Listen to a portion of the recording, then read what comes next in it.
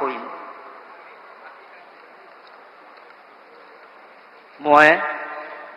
মই শ্ৰী অতুল বৰাই ঈশ্বৰৰ নামত শপত লওঁ যে অসমৰ এগৰাকী মন্ত্ৰী হিচাপে মোৰ কৰ্তব্যৰ যথাযথ সম্পাদনৰ বাবে আৱশ্যক হোৱাৰ বাহিৰে মই এনে বিষয় যি অসমৰ এগৰাকী মন্ত্ৰী হিচাপে মোৰ বিবেচনাৰ বাবে অনা হ'ব বা মোৰ জ্ঞাত হ'ব তেনে বিষয় মই কোনো ব্যক্তি বা ব্যক্তিসমূহৰ ওচৰত প্ৰত্যক্ষ বা পৰোক্ষভাৱে অৱগত বা প্ৰকাশ নকৰিম।